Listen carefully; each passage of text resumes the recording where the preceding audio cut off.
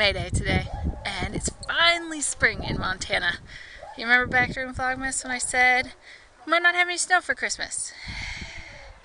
It's a thing called tempting fate, and that's what I did. This is the snowiest winter ever in our little town, ever. Twice as much snow as we normally have, but now it's May, and it's finally spring. So, we're gonna try to grow some stuff. These are my tulips. See, my tulips. These little babies are the only thing I successfully grow. The only thing. But this year, we're gonna try and grow something else. We're gonna grow some stuff. We're gonna grow some basil. And maybe some tomatoes. Maybe not tomatoes. Some oregano. Because let's grow some stuff. First we need some dirt. Because it comes with planters, soil pods, tomato seeds, no soil. So, we're gonna grow some stuff. So let's go get some dirt. Dirt, it don't hurt. Dirt. Do we need some planters? So, let's do this. Magic. We have dirt. Dirt in pots. Lassie, come here. Lassie, what's this? What's this? What's this? What is this? Oh, you spilled the dirt. Lassie. Lassie. Let's get started. We got our dirt and our little seeds. And now what do? Yeah, we probably ought to have read the directions before we put all this dirt in the thing. But these are pretty interesting. I got these little things. And I got these seeds. See? Super cute. But look, there's instructions right here. You remember how I said I probably ought to have read the directions first? Yeah, maybe we didn't need that dirt. That dirt did hurt. So I'm gonna add hot water. It says fill it halfway, and then you gotta wait. So let's put some water in. It's hot water. Oh.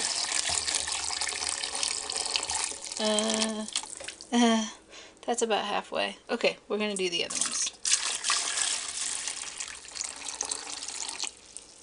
Apparently these little things, they're the dirt. Just like that. Magic little compact dirt.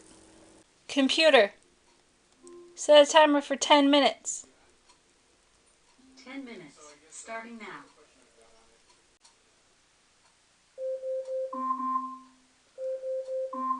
Computer, stop.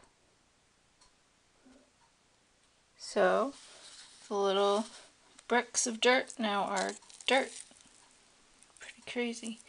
It says in the directions if they're not moist you can add more water, but I think these are fine. So this one has a lot of water in the bottom, so I might have to drain some of that out.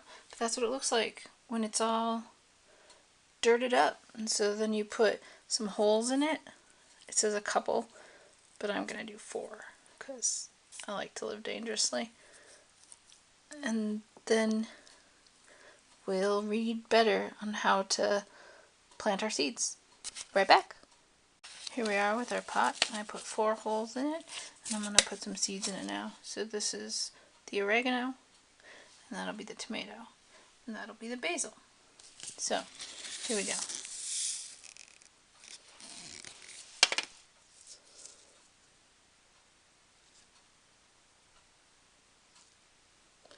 The oregano seeds are super duper tiny, and I kind of feel like they're not going into the hole, so we'll just turn them over, and then you're supposed to cover them with dirt. So we'll just turn over this whole top layer of dirt and hope for the best. It's interesting because the water is hot, and I've never planted anything in warm water before, so that's, you know, new and different.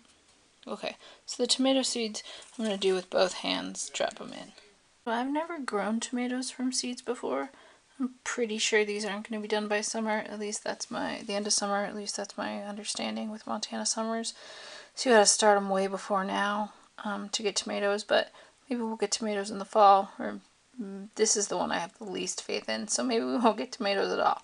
So you cover these up. Again, the water being warm is just bizarre. And there's a lot of it, which I guess is the way this is supposed to go. I don't know, with the rehydrated soil, it's fascinating and strange, and we're going to plant some regular plants in my other pots.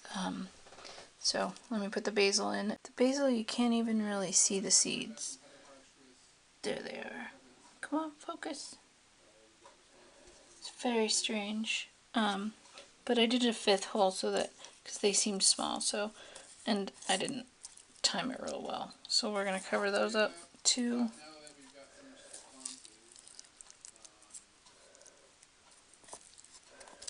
And yeah.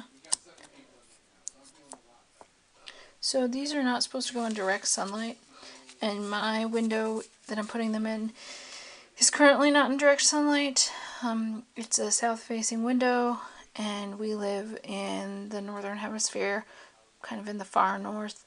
So we get, the sun will sink lower and lower all summer. So in the middle of the summer, I imagine I'm probably gonna have to take these out of the window. But for now, they're going in the window, and I just hope it's warm enough because it's Montana, and I'm not sure that our cool spring weather will be enough to keep these alive. So here we are in the window, and I put the seed little things around them so I know which was which, and there they are. Hopefully they get enough light in this window, and I'll definitely be able to tell what's what. So I'm pretty happy about those. Those are pretty cute. Look, we can reuse pre-keto life stuff. Popcorn bucket, dirt bucket. So we have some planters, some pots from last summer. You don't know about last summer. I grew some celery, and then I killed the celery, but then I brought it back to life, and then the celery was hollow. Not great. But we can put this dirt in these pots and then plant some seeds that we've been meaning to plant that have just been sitting in the windowsill in their packets. Got dirt in pots and all over the counter. Basset walking around. So let's add some water. Find some seeds. Alright. Here are my sage seeds, my tiny flower pot. This is what it looks like. Broadleaf sage. I've had these for a couple years, so I have no idea if they're going to grow, but I like the idea of growing herbs. So I have a friend who's doing it really successfully, not this way, in a little greenhouse. It's super fun, and so here I am inspired. Let's try to grow some stuff. We're going to try some rosemary too.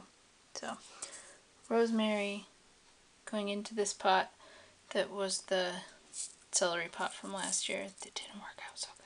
So here we are. Our little windowsill garden. These are supposed to be watered every 2 to 3 days. And it says it's best if water's not sitting in them. It's pretty dry here right now, so I think I'll probably water them. Look at them every morning, and it'll probably be every 2 days. So hopefully we'll be checking in if anything grows. What could it be? Don't worry, it's not dirt water, even if it looks like it. It's cold brew coffee. Tomorrow I'm going to try the equivalent of a bulletproof frappe. Peanut butter powder. Maybe just vanilla, I haven't really decided. So this is cold brew. It's got to do its thing for 12 hours. I've never made it in a mason jar before. I've made it in a bigger pitcher, but this seems far more convenient. It's spaghetti meatballs. Super messy, but so worth it. I like to make my own sauce with tomato paste and spices and a little olive oil. And then I let the meatballs that I made yesterday cook in the sauce. And it makes a huge mess on the pan and a mess on the stove, but it's totally worth it because the meatballs that were just generic meatballs then taste like Italian meatballs. These are going to cook for about a half an hour, and then we'll put them into some ramekins and cover them with cheese and bake them for a little while to melt the cheese. These meatballs are made with beef and pork. I use the hot sausage on these from Smith's. The generic there has the best carb count I've found, and it's really good.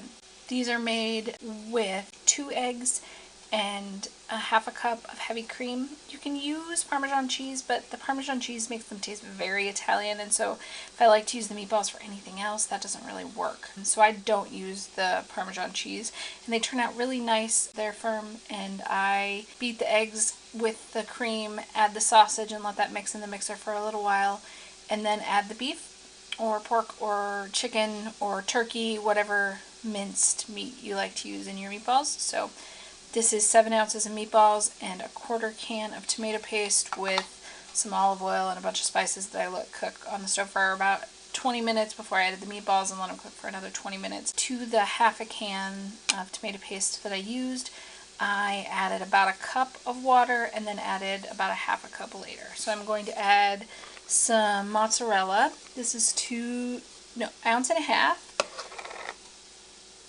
And I just like to get it over the meatballs, and then to that some fresh Parmesan. And this is a half of an ounce.